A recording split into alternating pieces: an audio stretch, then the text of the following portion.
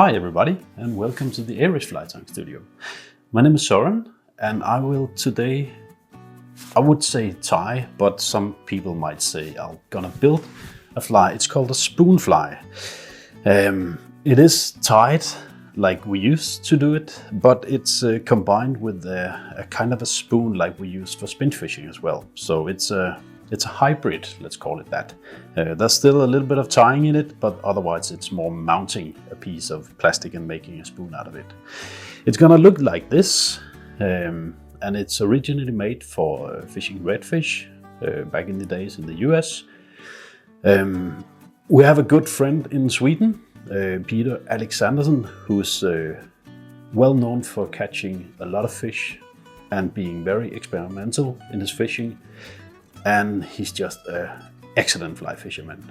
And he uses this type of flies for his fishing, and he catches a lot of fish. So let's get on to it. It's a piece of plastic. This is actually a spoon fly shape. It's originally made for spoon flies, but you could use a water bottle, cut a piece out of the plastic there, and add it on. I don't know if you can see this, otherwise we'll show it later on. But it's tied on, put in a piece of tube for tube flies. But the fact is that we got a small piece of feather down on the hook and it's tied on.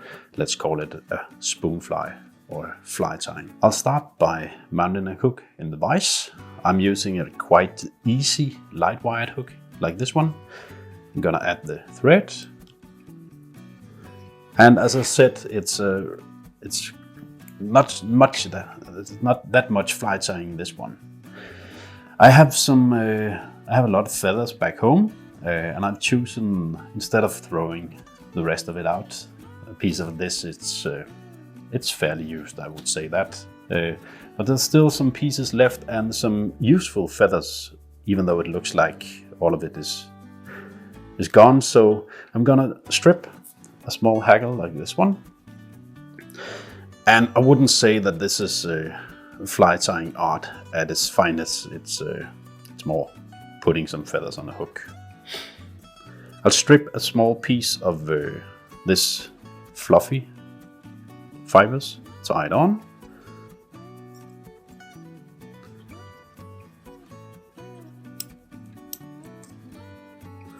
Like this.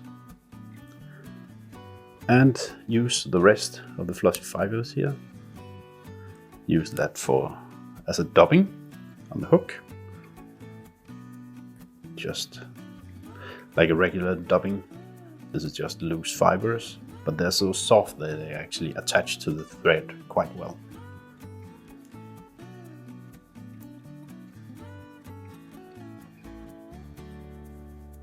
Use a little bit more. In the fishing situation, I don't think this is the most important part there. It's more the movement of the spoon fly in the water, but we prefer to tie some flies, so let's give it there. Let's get this piece off there. So now we have something that looks like a fly. I'm gonna end this off with finish. Like this. And that you could say that the fly tying part is over from this point. Put a little bit of varnish on the needle, on the knot here, and secure the tying point. That's it.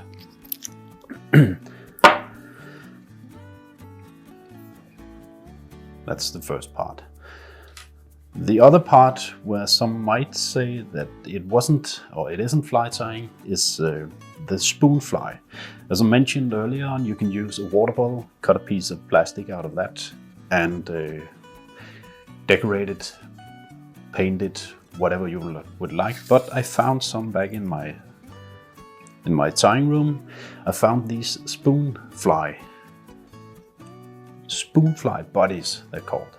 And it's kind of like a domed piece of soft plastic So you can actually shape this one into, it's flat on this point, but what I'm gonna do is I'm gonna take it off, and then it's sticky on the back side.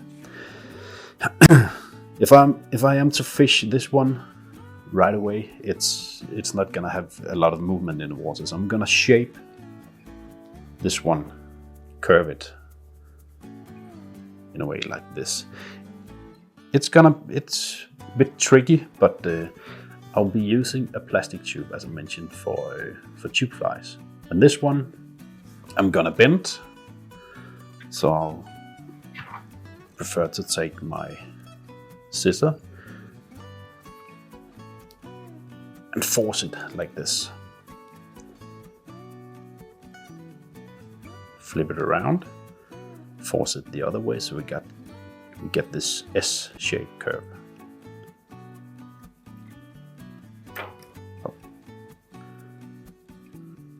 Like this. Now I'm gonna add it on this small spoon fly or spoon body, and the way I do that is let's see if I can show it to you guys. It's sticky, as I mentioned, and I'm gonna mount it like this.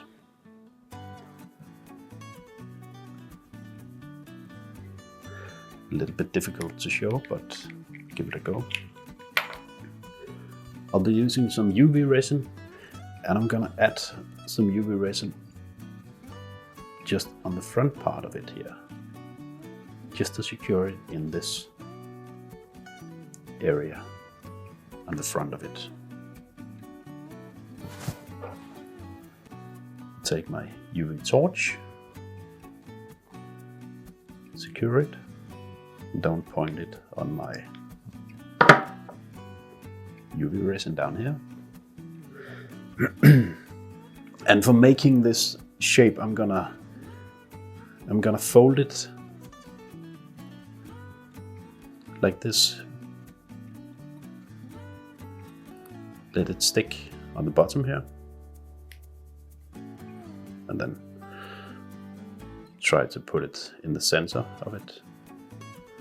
And as you can see, I still have a little bit of air in between here. So I'm gonna glue it on this part, I'm gonna glue it on this one, and then I'm gonna fold it onto this one.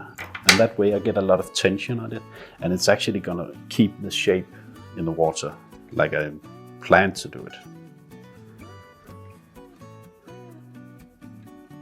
Again, a little bit of UV resin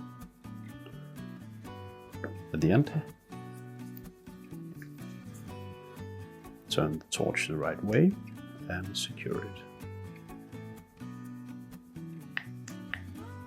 Like this.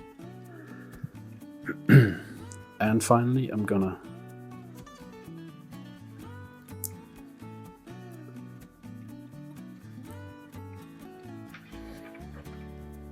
just use a tying needle for securing it in my hand here.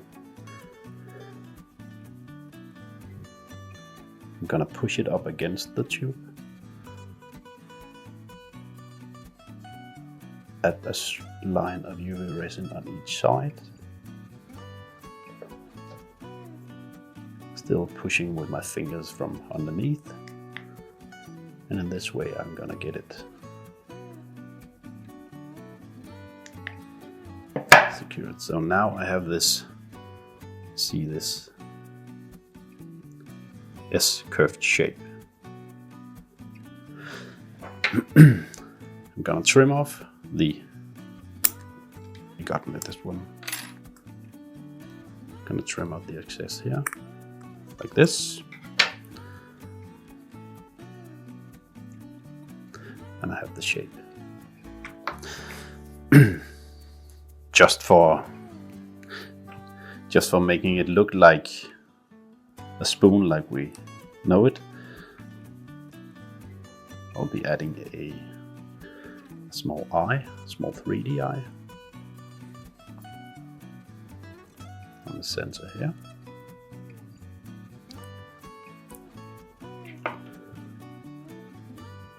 Like this. And some prefer to cut it in shape. For the one I already have done here and mounted up, you can see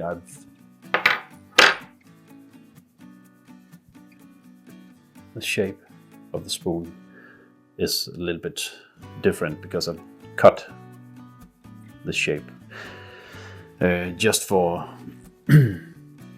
it's for the movement of the spoon fly in water. So what I prefer is that I'll tie it on, mount it on like this one, and then bring my scissor along to the fishing trip and then trim it after seeing this one in the water and see how it actually moves. It depends on which hook you put in the end, how heavy it is. I know that Peter on his mount of the rig, you can see I've used a small yellow bead right here, and he often uses beads with a little bit of weight in to balance the hook so the spoon fly works or moves right in the water. When I'm using these, I often just put a small plastic bead on. I feel it's enough for my fishing, but but I know that Peter often uses a weighted cone in front of it.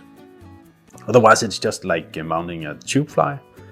You take your tippet, and I put a small rubber stop on this one, a small bead, and then mount this spoon on the line and attach it to the fly in the end. So this is actually the finished spoon fly. As I said, I'm gonna bring this one to my fishing trip next time, and I'm gonna trim it there and see how it moves and mount it on this way. So here you are, the spoon fly, mounted and ready. Good luck and go fish.